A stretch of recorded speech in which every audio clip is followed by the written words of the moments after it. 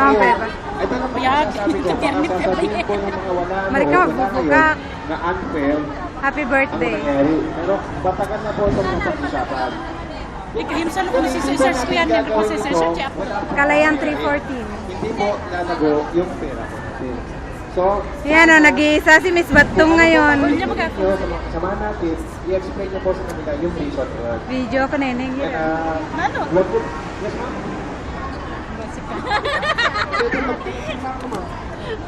Kalayan. Malay mo naman, alam mo siya, isang berwa ko ma'am. But Sherry,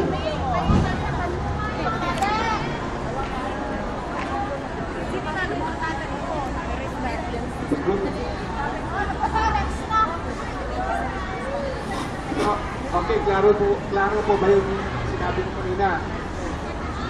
Sana yung mga wala dito na hindi nakapagbunot, i-explain ko lang po sa kanila yung kung bakit itinuloy natin ito. Wala pong mangyayari kung hindi natin itutuloy. Okay. Okay, and I hope na hindi po ako yung presidente nyo kung itutuloy po natin ito na sasabihin nila na kung nandito ako gagawin ko. Sasabihin ko po sa inyo, hindi ko po ito maubusad sa akin na ito. So sana i-explain din po sa kanila. Okay, bobo tayo. Mga ma'am. Anyway, nandito si Vice, si Treasurer, si Auditor, si Business Manager natin, si dalawang Undersecretary. Treasurer, wala po. Captain Ball. Bigyan ni Manang yun. Si Auditor.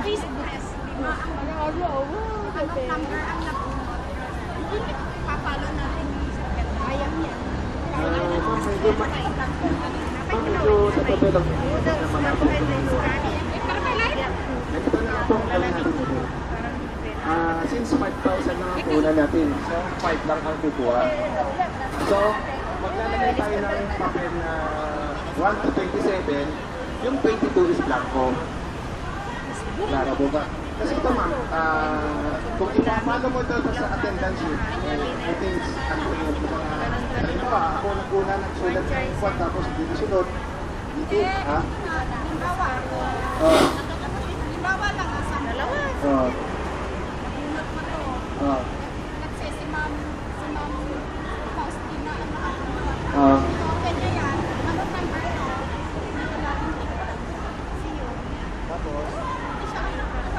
So you are breaking your law. Hindi, kasi ang pakaintindi ko, lahat na yung nagbayad, sila lang ang magbubunod. Hindi, ate, pag yung... Dali. Ate, yung may pangalan dyan na hindi nagbayad ng 100, hindi sila kasali. Hindi na magluyaw. Don't misunderstood it. Kasi ano makagina ko yung ergo kalawa, mas nakatakip ka daranggang, jebi kanya ka lang. Sakto. Ito niya maginas. Sakto na eh. Direct siya may kahiganyagan ng tinjata ka. Pero nung nakikilikog di pag ginako, nakarakat sa daranggang ako. Magaling ko yung tiyan. Yan, ganun no. Kaya nga, ganito ang nangyari ma'am. Di ba, nalitiyangan na postpone yung rin.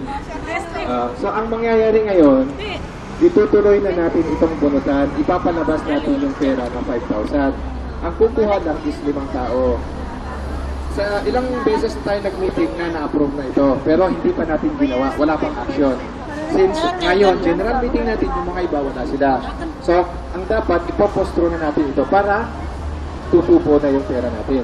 Diba, as you said a while ago na kung itatago lang natin, wala mangyayari. Although wala yung mga iba, wala na po tayo kasalanan kasi nandun naman po sa Kung sino yung nandito, yun na. Meeting, general meeting tayo. And kung i-stop na naman natin to, wala na naman mangyayari. June na po, next month. Kaya na, ito ma'am po, ito ngayon, ang mangyayari, lahat po tayo dito bubunot. Ang kwan ko lang, ang question ko lang dito ma'am, in-number mo lahat ano? Ang sino ba yung, kasi ang 1 to 5 lang yung dapat bubunutin. Para maging clear po tayo at hindi na wala ng kwan, maggawa ka uli ng number ng 1 to 8, 1 to 28, yung i-blanco mo yung 23. Bigyan mo lang ng number yung 1 to 5. Kung sino makakakuha dun sa 1 to 5, kagaya ng laging rapag natin,